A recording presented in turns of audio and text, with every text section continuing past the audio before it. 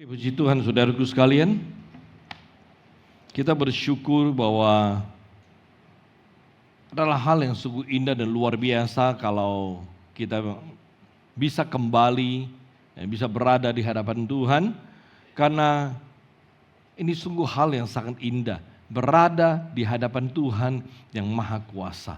Kita bisa ada di hadapan Tuhan yang mengasihi kita. Amin, saudaraku. Minggu lalu kita belajar sesuatu dan minggu ini saya akan melanjutkan seri menjaga hati dengan penuh kewaspadaan. Saudaraku sekalian, minggu lalu kita belajar poin yang pertama bahwa kita harus menjaga hati kita sedemikian rupa. Jadi artinya hati kita, hati yang tidak dijaga dengan baik, itu akan terbuka untuk banyak hal yang bisa membuat kita terjebak di dalam kemarahan yang tak terkendali, kemudian kekecewaan dan bahkan bisa sakit hati. Karena itu saudaraku sekalian, minggu lalu kita belajar bahwa kita harus menjaga hati kita dengan baik, karena ternyata hati kita itu adalah sumber kehidupan kita. Sumber di mana kita bisa merasakan hidup yang bahagia, gembira, damai, atau sebaliknya kita bisa merasakan hidup dalam kesedihan, kekecewaan ataupun depresi. Nah, saudaraku sekalian, hati yang kita pelajari minggu lalu mengatakan bahwa hati kita juga merupakan pusat kontrol hidup kita. Artinya kita bisa jadi baik atau kita bisa jadi jahat, itu sangat ditentukan oleh hati kita. Dan minggu lalu kita juga belajar bahwa untuk bisa menjaga hati kita dan mengelola hati kita dengan baik, maka kita perlu memiliki kasih. Kita perlu selalu bisa selalu mengampuni. Habis itu kita harus memiliki filter atau kita harus memasang filter di dalam diri kita, di dalam hati kita. Dan yang keempat adalah membiarkan Tuhan menguasai hati kita. Itu yang kita pelajari minggu lalu. Dan saudaraku sekalian, minggu ini saya mau melanjutkan bahwa mengapa kita perlu menjaga hati kita. Nah, saudaraku sekalian, minggu ini kita bicara kita perlu menjaga hati kita sedemikian rupa. Yang kedua adalah agar kita terhindar dari hal yang mendatangkan masalah. Jadi kita perlu menjaga hati kita agar kita bisa terhindar dari hal yang mendatangkan masalah. Mari kita mulai dengan firman Tuhan. Amsal 4:23. Jagalah hatimu dengan segala kewaspadaan, karena dari situlah terpancar kehidupan. Amsal 27 ayat 19 ayat berikutnya. Seperti air mencerminkan wajah, demikianlah hati manusia mencerminkan manusia itu. Menarik. Saudaraku sekalian, perhatikan, dari ayat yang kita baca ini kembali kita mendapati bahwa hati itu bahwa hati manusia itu sangat berkuasa. Amin, saudaraku. Kalau dari dua ayat itu kita telaah dengan baik, kita akan mengakui bahwa hati manusia itu sangat berkuasa. Mengapa saya katakan bahwa hati manusia itu sangat berkuasa? Oke, saudaraku sekalian, hati itu tidak menipu, tapi bisa menyuruh orang menipu. Hati itu tidak curang, tapi bisa mendorong orang untuk berbuat curang. Hati itu tidak berbohong, tetapi bisa menyuruh orang berbohong atau menyuruh seseorang itu berbohong. Hati itu tidak jahat, tetapi bisa memberi instruksi kepada orang untuk melakukan kejahatan dan lain sebagainya. Jadi saudaraku sekalian, saya rindu saudara mulai mengerti bahwa hati itu sangat powerful. Hati Anda itu sangat berkuasa. Ada kekuatan yang tidak terhingga, ada kekuatan yang tak terselami di dalam hati seseorang. Saudaraku sekalian, ini yang terjadi yang harus kita mengerti dengan baik. Seperti yang saya katakan di atas bahwa Ya, hati adalah sumber kehidupan manusia atau pusat kontrol hidup manusia. Dengan kata lain saudaraku sekalian, kalau hati itu adalah pusat hidup, pusat kontrol seorang manusia, maka hati manusia itu dapat membentuk sikap, bisa membentuk perilaku, bisa membentuk perbuatan seorang manusia. Ya, dengan kata lain hatimu itu bisa membentuk, ya, bisa membentuk apa? Sikapmu. Hatimu bisa membentuk sikapmu baik atau enggak. Hatimu bisa membentuk perilakumu baik atau tidak. Hatimu bisa membentuk perbuatanmu baik atau tidak. Oleh sebab itu saudaraku sekalian, dengan kata lain, ya, saya balikin, sikap, perilaku dan perbuatan seseorang itu bisa baik atau tidak sangat tergantung pada hati orang tersebut. Jadi saudaraku sekalian, ya, dari sini kita menemukan bahwa hati manusia itu memiliki peran vital, ya, di dalam diri seseorang. Ya, ada peran yang sangat vital dari hati seseorang. Ya, jadi Anda juga perlu tahu bahwa hati Anda itu ya punya peran yang vital di dalam kehidupan Anda. Oleh sebab itu, mengapa kita perlu belajar, ya, sungguh-sungguh kita bisa mengelola, ya, bisa menjaga dan bisa mengawal hati kita itu sedemikian rupa saudaraku sekalian, ya. Kita harus bisa menjaga, mengawal, mengelola hati kita, ya, mengelola apa yang masuk di dalam hati kita. Itu haruslah hal-hal yang baik dan benar. Ya. Jadi artinya hal-hal yang bisa masuk ke dalam hati kita itu hal-hal yang harus baik dan benar. Kenapa? Agar yang direfleksikan, ya, dari sikap, perilaku, perbuatan kita juga hal-hal yang baik. Jadi saudaraku sekalian, apabila hari ini engkau mengisi hatimu, ya, membiarkan hal-hal tidak baik itu masuk ke dalam hatimu karena engkau tidak menjaga, mengawal, bahkan mengelola hatimu dengan baik. Perhatikan saudaraku sekalian, maka semua yang masuk dalam hatimu, ya, yang tidak baik maupun yang baik itu bisa direfleksikan, dipancarkan, ya, melalui sikap kita, melalui perilaku, melalui perbuatan kita. Nah, ini hal yang penting, hal yang sangat dasar yang saya rindu sekali saudara mengerti dengan baik. Saudaraku sekalian, mari perhatikan di dalam firman Tuhan Markus 7, 20-24. Injil Markus pasal 7 ayat 20-24 Anda boleh catat, ya, tapi perhatikan di skrip ayatnya. Katanya lagi, apa yang keluar dari mulut seseorang itulah yang menajiskannya. Sebab dari dalam, garis bawahi, dari hati orang, ya, timbul segala pikiran jahat, percabulan, pencurian, pembunuhan, perjinahan, keserakahan, kejahatan, kelicikan, hawa nafsu, iri hati, hujat, kesombongan, kebebalan. Perhatikan, semua hal-hal jahat ini timbul dari dalam dan menajiskan orang. Saudaraku sekalian, perhatikan ayat ini. Saya percaya bahwa ayat ini menjelaskan sesuatu yang sangat amat menarik, sangat penting. Ya. Ayat ini memberitakan bahwa segala perbuatan jahat itu bisa asalnya dari hati.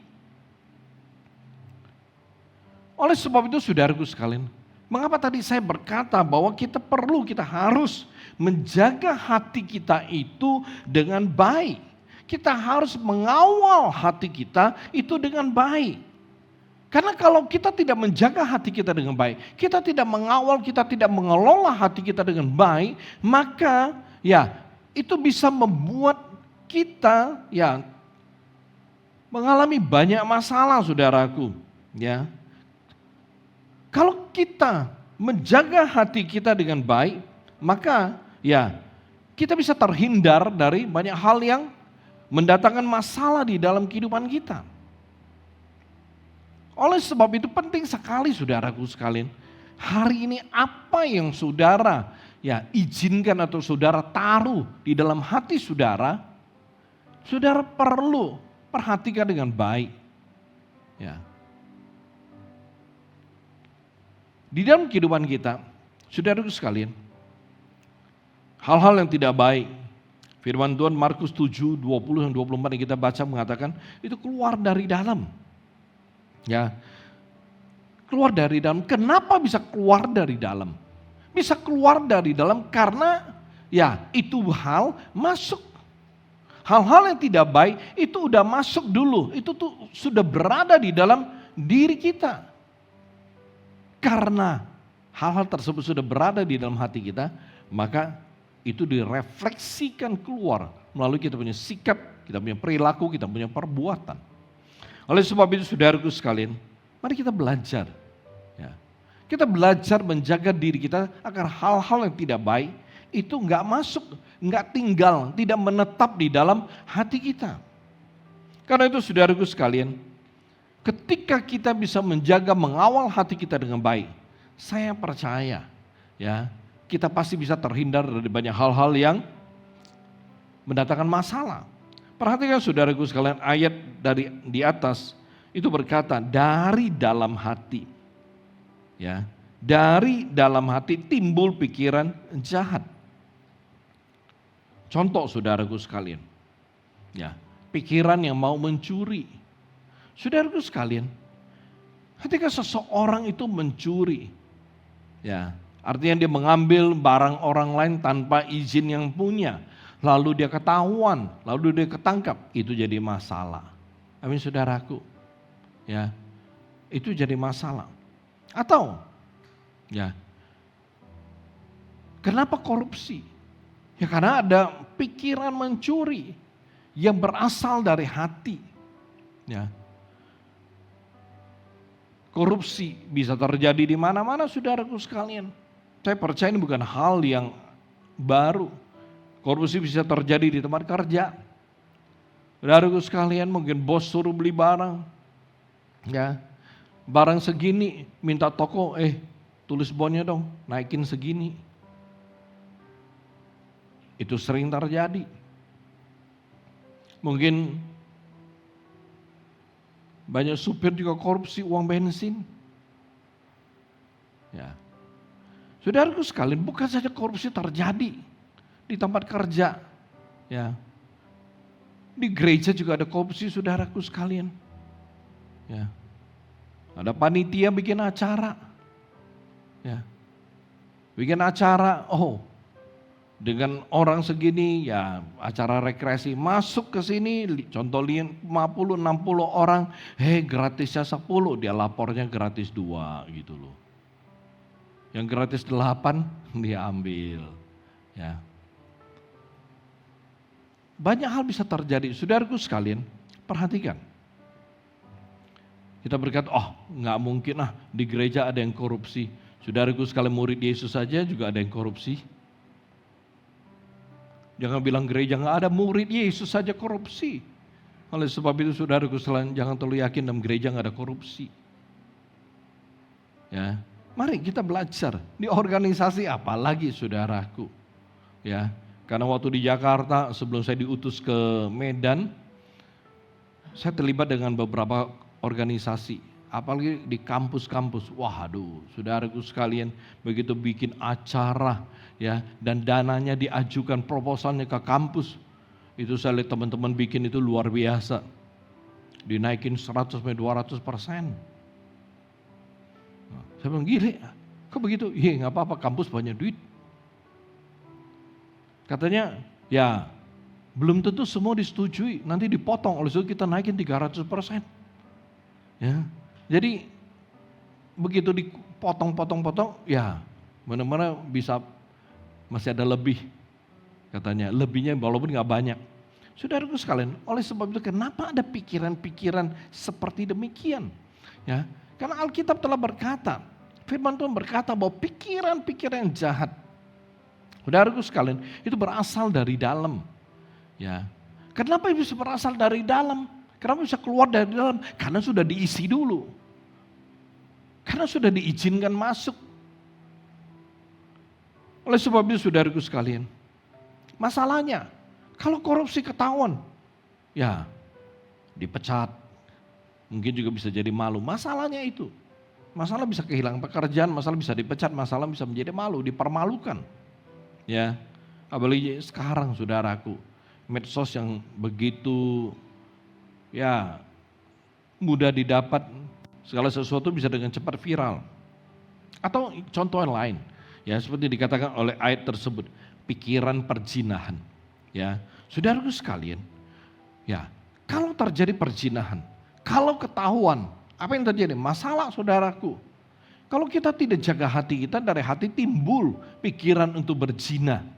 Saudaraku sekalian, yang terjadi kalau ketahuan, dua keluarga hancur. Ya, pernikahan jadi hancur kalau ya ketahuan. Mungkin ada yang berkata, masih aman Bu, belum ketahuan saya. Ya, saudaraku sekalian, sesuatu yang busuk itu nggak pernah bisa disimpan ya selamanya. Pasti baunya akan keluar. Oleh sebab itu saudaraku sekalian, ya kalau mau bertobat, cepatlah bertobat.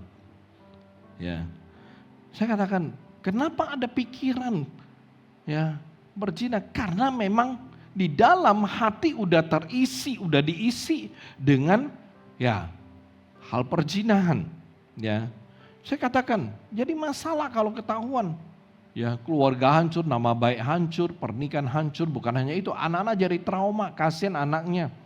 Ya, bayangkan kalau punya dua anak ketika terjadi perceraian, satu ikut bapak, satu ikut mama. Ya,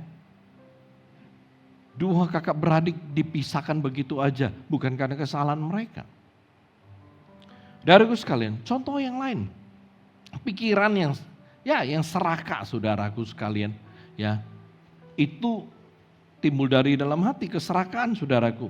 Ya, kalau orang sudah dikuasai keserakahan, saya mau katakan, teman juga ditipu, teman juga dibohongin, teman juga dimakan saudaraku. Ya, nggak pandang bulu, apalagi pandang wajah, enggak saudaraku, bulu aja nggak dilihat apalagi muka. Oke, oleh sebab itu kalau satu orang ya hatinya sudah terisi dengan keserakahan, itu akan keluar serakah.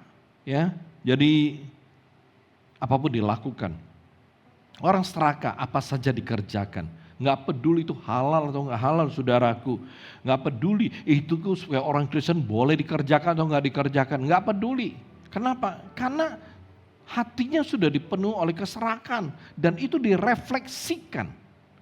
Ya, melalui sikap, melalui perilaku, melalui perbuatan. Oleh sebab itu ketahuan, kelihatan. Orang yang serakah mah kelihatan. Ya, yang serakah memang berasa aman-aman aja, enggak gue hebat, gue pinter. Ya, enggak ketahuan. Saudaraku sekalian, Alkitab berkata bahwa itu semua akan terlihat. Bakalan direfleksikan melalui sikap, melalui perilaku, melalui perbuatan. Ya, karena itu kita perlu berhati-hati. Kalau satu orang udah ketahuan serakah, mungkin ya akan dijauhi dan lain sebagainya. Contoh lain, saudaraku sekalian, kesombongan. Ya, saudaraku sekalian, ya Alkitab berkata apa? Ya, dari dalam, dari hati timbul kesombongan. Saudaraku sekalian, ketika satu orang itu suka menghina, suka pandang rendah orang, ya saudaraku sekalian, ketika ya itu akan terlihat dari sikap, dari perilaku, dari perbuatan, dan itu akan jadi masalah. Kenapa? Karena ketika Anda sombong, orang malas berteman, orang malas bergaul sama Anda. Anda akan dijauhi, Anda akan dimusuhi, Anda akan dihindari. Kenapa? Ya, karena suka menghina orang, suka pandang rendah orang dan lain sebagainya. Bukan hanya itu saudaraku. Masalah yang luar biasa, kalau Anda sombong, Anda itu ditentang sama Tuhan loh. Ya. Karena firman Tuhan berkata, Anda boleh catat Yakobus 4 ayat 6 bagian B, kemudian juga 1 Petrus ya pasal 5 ya ayat 5 bagian B dikatakan apa? Bahwa Allah menentang orang congkak. Allah menentang orang sombong. Bahkan Amsal 18:12 bagian A, Amsal pasal 18 ayat 12 bagian A dikatakan apa? Tinggi hati itu mengawali, mendahului kehancuran. Oleh sebab itu saudaraku sekalian, Ketika Anda sombong, masalah akan datang dalam kehidupan Anda. Masalah akan datang. Ya, Anda akan dilawan oleh Tuhan, Anda akan ditentang sama Tuhan. Anda akan melihat kehancuran datang di dalam kehidupan Anda. Oleh sebab itu saudaraku sekalian, saya percaya bahwa Markus 7 ayat 20-24 mengatakan kepada kita bahwa jelas sekali kita perlu menjaga hati kita dengan sangat baik. Mengawal hati kita dengan sungguh-sungguh agar yang masuk itu bukan hal-hal yang tidak baik. Kita perlu berhati-hati loh saudaraku. Ya. Kalau hari ini saudara mendapati ada pikiran-pikiran apa atau hal-hal yang muncul ya di dalam dirimu, itu karena sebelumnya udah masuk. Karena itu saudara sekalian, kalau segala sesuatu yang jahat sesuai kata firman itu sudah masuk ke dalam hati kita, maka Anda perlu sungguh-sungguh mengelola hati Anda. Artinya hal-hal yang tidak baik itu saudara mesti bersihkan. Dan ketika kita berbicara membersihkan hati kita, maka nggak ada cara lain. Hati kita hanya bisa dibersihkan dengan firman Tuhan. Hati kita hanya bisa dibersihkan oleh firman Tuhan. Karena itu saudaraku sekalian, ketika Anda mulai mengisi hati Anda dengan firman Tuhan, dengan kebenaran dari Tuhan, Anda akan mulai menemukan pelan-pelan tapi pasti hati Anda akan semakin bersih. Ketika hati Anda bersih, ketika hati Anda benar, maka yang direfleksikan keluar itu melalui sikap, perilaku dan perbuatan Anda adalah hal-hal yang baik dan hal yang benar. Hari ini saudaraku sekalian, banyak sekali orang itu cenderung menjaga muka dan wajah dengan sangat luar biasa. Kita lihat banyak sekali orang, nggak laki nggak perempuan, ada juga ya laki-laki pakai skincare, pakai vitamin dan lain sebagainya, itu dijaga dengan baik. Ada orang jaga badan dengan baik, bagus, makan makanan yang sehat, vitamin, olahraga, Ada yang jaga badannya dengan langsing, tapi ada juga biarkan badannya langsung saudaraku. Ya semua itu hal yang sangat baik. Tetapi sayangnya saudaraku sekalian, ada banyak juga orang yang tidak sungguh-sungguh menjaga hatinya. Dia jaga wajah, dia jaga badan, tapi dia nggak jaga hati. Saudaraku sekalian, mari kita belajar bahwa kita perlu untuk menjaga, kita perlu untuk mengawal hati kita itu dengan baik, karena kalau enggak, hati kita akan dipenuhi dengan keinginan-keinginan yang salah. Kalau kita tidak kelola dengan baik, kita tidak jaga dengan baik. Karena saudaraku sekalian, banyak hal bisa masuk ke dalam hati kita dengan bebas, itu akan menjadi masalah. Saudaraku sekalian, hati-hati. Oleh sebab itu, jaga hati dengan baik. Biar keinginan-keinginan yang salah yang berasal dari dunia itu tidak bertahta, tidak berkuasa dan menguasai hatimu. Lukas 21 ayat 34, Injil Lukas 21 ayat 34 berkata seperti ini. Jagalah dirimu supaya hatimu jangan syarat oleh pesta pora dan kemabukan serta kepentingan-kepentingan duniawi. Dan supaya hari Tuhan jangan dengan tiba-tiba jatuh ke atas dirimu seperti suatu jerat. Hei, perhatikan, saya mengajak saudara untuk memperhatikan ayat ini. Saudaraku sekalian, ayat ini jelas. Tuhan Yesus mengingatkan kita agar hendaknya kita semua itu menjaga diri kita, khususnya kita jaga kita punya hati. Jaga hati kita, agar apa? Agar hati kita itu tidak dipenuhi oleh keinginan-keinginan daging. Seperti pesta pora, kemabukan, dan yang luar biasa, segala kepentingan duniawi yang bisa menyeret kita itu ke dalam dosa dan ke dalam kebinasaan.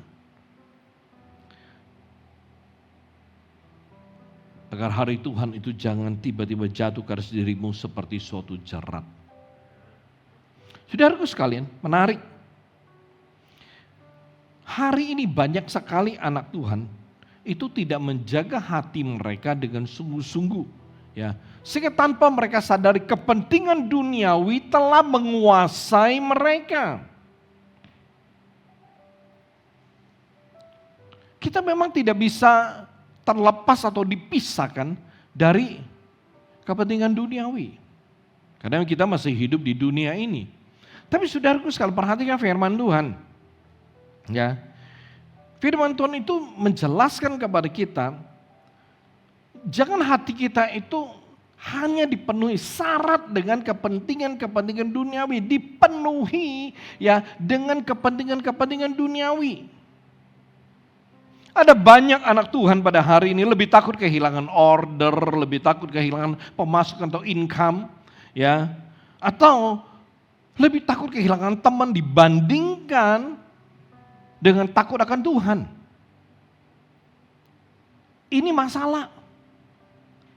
Ketika saudara lebih takut kehilangan order, kehilangan pendapat atau income atau teman dibandingkan dengan Tuhan, itu masalah. Saudaraku sekalian, Amsal pasal pertama ayat ke-7 berkata, takut akan Tuhan adalah permulaan pengetahuan, tetapi orang bodoh menghina hikmat dan didikan. Amsal pasal yang ke-9 ke-10, firman Tuhan juga berkata, permulaan hikmat adalah takut akan Tuhan. Dan mengenal yang maha kuasa adalah pengertian. Saudaraku sekalian, orang yang takut akan Tuhan adalah orang yang menghormati Tuhan dan yang sungguh-sungguh beribadah kepada Tuhan. Ya. Hari ini saudaraku sekalian, berapa banyak dari kita yang menjaga hati kita agar hati kita itu tetap takut akan Tuhan. Berapa banyak dari kita hari ini menjaga hati kita untuk tetap menghormati Tuhan dan sungguh-sungguh ibadah. Tapi kenyataan memberitahu kepada kita bahwa hari ini banyak sekali anak Tuhan itu ibadahnya gak sungguh-sungguh, gak sepenuhnya mereka beribadah. Mungkin mereka hadir dalam gereja tapi hati mereka tidak ada di dalam gereja. Mungkin mereka ada di hadapan Tuhan secara fisik tapi hati mereka itu gak ada, pikiran mereka gak ada, perasaan mereka gak ada. Ketika sedang ibadah banyak anak Tuhan, ya sibuk chatting, mungkin urus pekerjaan, mungkin ngobrol sama teman, mungkin ada yang lihat Instagram, TikTok, Facebook, bahkan ada yang lebih parah main game saudaraku. Masih bagus, itu malaikat nggak ngelem tuh tangannya di handphone juga nggak lepas gitu. Lagi ibadah lagi main games, kurang ajar sekali kata malaikat, gue lem aja tangannya di handphone, nggak lepas-lepas. Saudaraku sekalian, coba kalau kita tidak jaga hati kita dengan baik, hati kita bisa nggak takut Tuhan.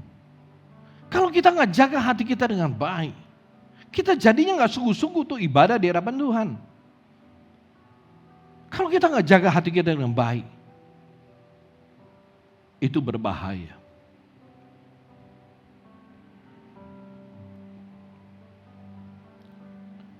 Ada banyak orang Kristen merasa bahwa saya pintar, saya hebat dan dibutuhkan.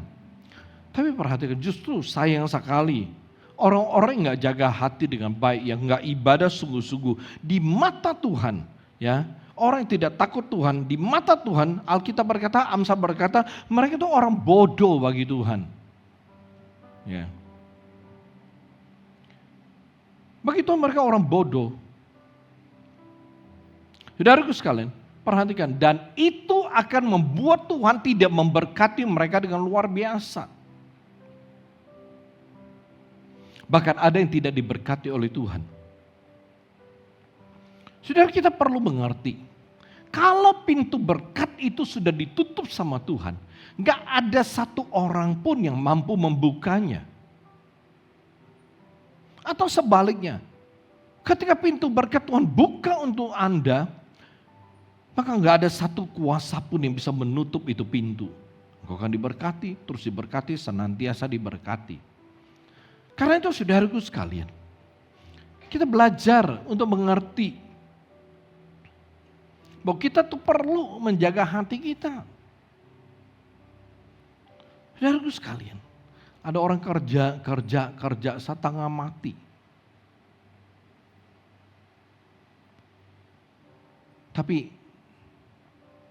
mereka tidak melihat berkat yang luar biasa. Hidup mereka pas-pasan cukup. Ya karena Tuhan punya janji. Tuhan pasti pelihara hidup kita. Kita pasti Tuhan cukupkan kebutuhan kita. Tapi diberkati luar biasa sehingga bisa menjadi berkat. Mungkin ada yang belum pernah mengalami atau belum mengalami. Dengan kata lain, ada orang diberkati Tuhan, dikasih karunia untuk memiliki, tapi belum tentu punya karunia menikmati. Amin saudaraku. Ya. Tiba-tiba dapat duit banyak, bisa dimakan orang. Dapat duit banyak, sakit habis di pengobatan. Punya karunia memiliki, tapi nggak punya karunia maksudnya menikmati. Tapi saudaraku sekalian, orang yang diberkati Tuhan sungguh-sungguh, orang yang diberkati dengan luar biasa, karena dia menjaga hatinya dengan baik, maka berkat Tuhan yang sampai dalam kehidupannya adalah dia punya karunia untuk memiliki dan dia juga punya karunia untuk menikmati.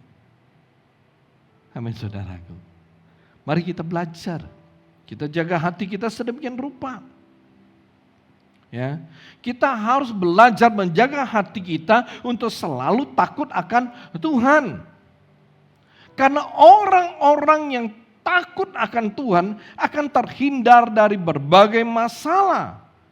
Dan mereka juga akan diberkati oleh Tuhan. Alkitab berkata dengan panjang umur, dia punya hidup akan tentram, sejahtera, anak-anak dijaga, dilindungi. Pokoknya itu berkat Tuhan itu sampai anak-anak. Kalau ya dia adalah orang yang hatinya takut akan Tuhan.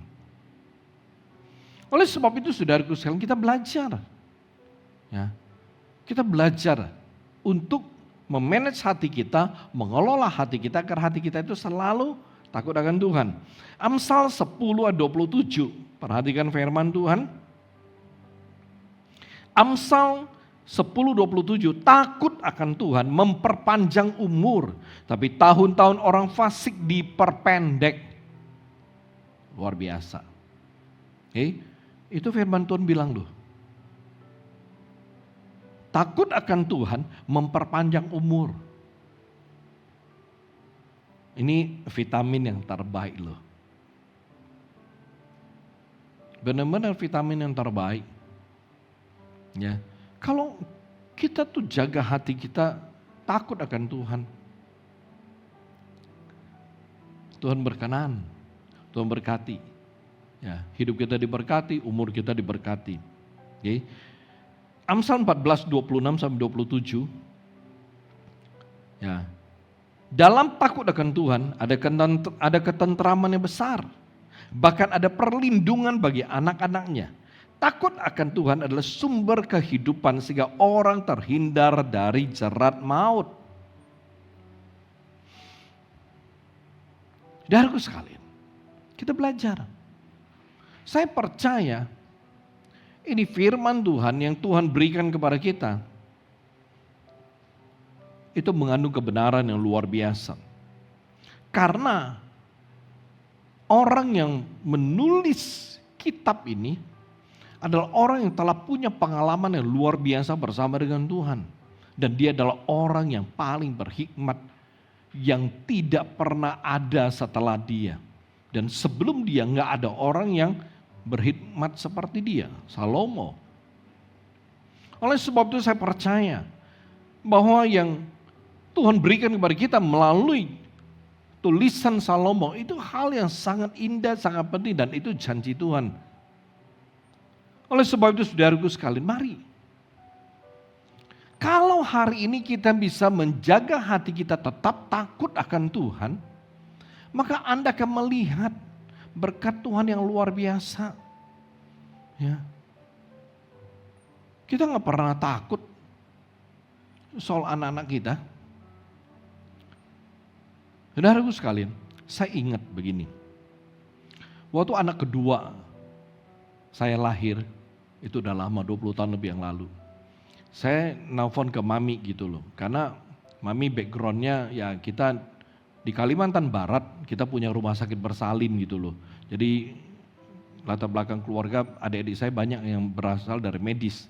Jadi begitu anak kedua lahir, saya telepon mami, saya bilang mami pengen di steril nih, jadi tapi dokter saranin jangan. Nah, saya bilang saya pengen nanya nih, kalau di steril masih muda begitu, pengaruh nggak ke ini A B C D E? Enggak. Saya bilang, oh steril tak bisa cepat tua nggak? Oh enggak. Itu semua nggak ada yang benar katanya. Ya, alasannya nggak boleh di steril adalah anakmu masih kecil, baby. Kalau sakit dan kemudian meninggal, lu nggak bisa punya anak lagi. Oh itu alasannya, saya bilang. Oh kalau itu alasannya saya nggak takut mami, saya bilang. Ya, saya nggak pusing, saya nggak takut. Jadi kita kasih tahu dokter, oh steril aja dok. Jadi sama dokter kemudian di steril. Kenapa saya bilang biar kita fokus pelayanan. Ya, kita suami istri kita mau begitu anak kedua lahir kita langsung steril supaya kita berdoa fokus pelayanan. Ya, dan saudaraku sekalian, apa yang terjadi? Anak-anak saya tumbuh sehat sampai hari ini. Ya, dari mereka kecil, ya, saya serahkan kepada Tuhan saja. Dan saya melihat bagaimana Tuhan menjaga dan melindungi mereka dua-duanya. Tuhan jaga, Tuhan lindungi dengan sangat luar biasa. Ya, sampai hari ini.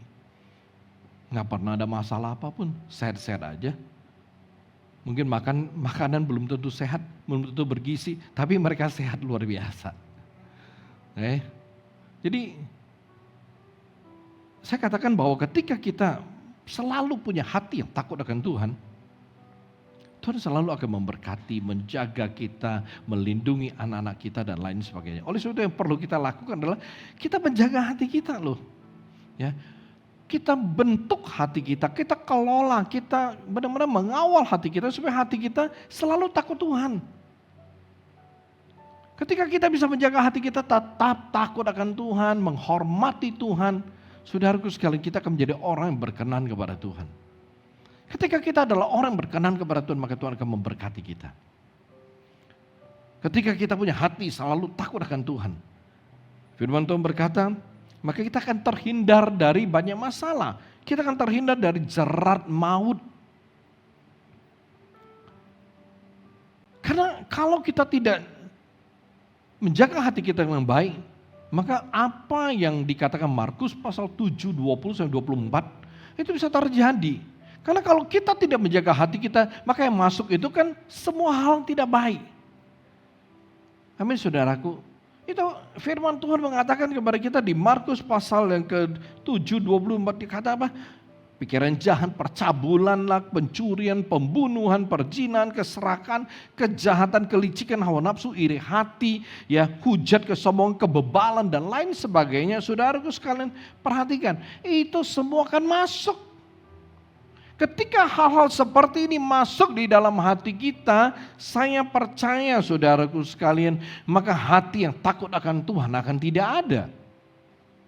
Karena hati kita yang tidak terjaga dengan baik, itu telah dimasuki oleh banyak sekali keinginan-keinginan yang salah dan dosa yang berasal dari dunia. Karena itu saudaraku sekalian, mari jaga hati kita dengan baik. Artinya apa yang boleh dimasukin ke dalam hati kita, kita mesti filter, kita mesti perhatikan. Jangan segala sesuatu sembarangan kita biarkan, hal-hal tidak baik khususnya kita biarkan masuk dan tinggal bahkan bertata di dalam hati kita. Dan kalau sudah demikian, maka itu akan keluar melalui sikap, perilaku, perbuatan. Kalau hal tidak baik itu menguasai hidup kita, maka jelas hal-hal yang baik itu tidak akan ada di dalam hati kita. Mari kita belajar untuk menjaga hati kita, agar hidup kita bisa menjadi garam, bisa menjadi terang. Karena itulah yang harus dilakukan. Kita harus menjaga hati kita sedemikian rupa agar kita terhindar dari banyak sekali masalah. Amin saudaraku.